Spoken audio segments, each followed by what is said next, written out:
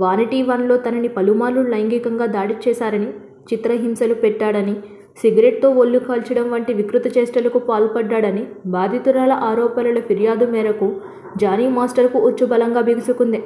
బాధితురాలు మైనర్గా ఉన్నప్పటి నుంచే జానీ మాస్టర్ లైంగిక వేధింపులకు దిగాడు అనే నిజారోపణ కేసు కస్టడీ పోక్సో చట్టం వరకు పట్టుకెళ్లింది.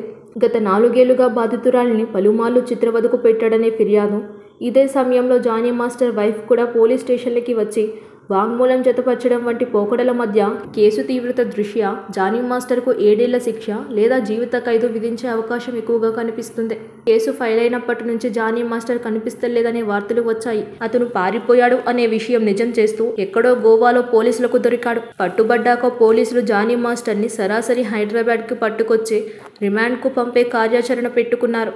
జానీ మాస్టర్ తప్పు చేసినట్టు ఒప్పుకున్నాడని రిమాండ్ రిపోర్ట్ ఇనీషియల్గా పోలీసులు చెప్పుకొస్తున్నారు. ఉద్దేశపూర్వకంగానే జానీ మాస్టర్ బాధితురాలని అసిస్టెంట్గా పెట్టుకుని సైకో పర్సనాలిటీ బిహేవ్ చేసేవాడని ఒప్పుకున్నట్లు రిమాండ్ రిపోర్ట్ ద్వారా పోలీసులు కథలు వదులుతున్నారు. ఇదే రిపోర్ట్లో జానీ మాస్టర్ ఏ విధంగా లైంగిక వేధింపులకు దిగేవాడో వివరంగా వర్ణించి జతపరిచి ఉంది. ఇదే కాక జానీ మాస్టర్ బాధితురాలిని మతం మార్చుకోమని బలవంతం పెట్టడం వంటి సంఘటనలు ప్రస్తుతం పవర్లో ఉన్న రాజకీయ పార్టీకి విపరీత కోపం తెచ్చే అంశం. ఇదే విషయం దృష్టిలో పెట్టుకుని కేసును ఇంకా బలపరిచే అవకాశాలు ఎక్కువగా ఉన్నాయి. సబ్స్క్రైబ్ చేయండి. Please like, share and subscribe to top Telugu TV. Top Telugu TV.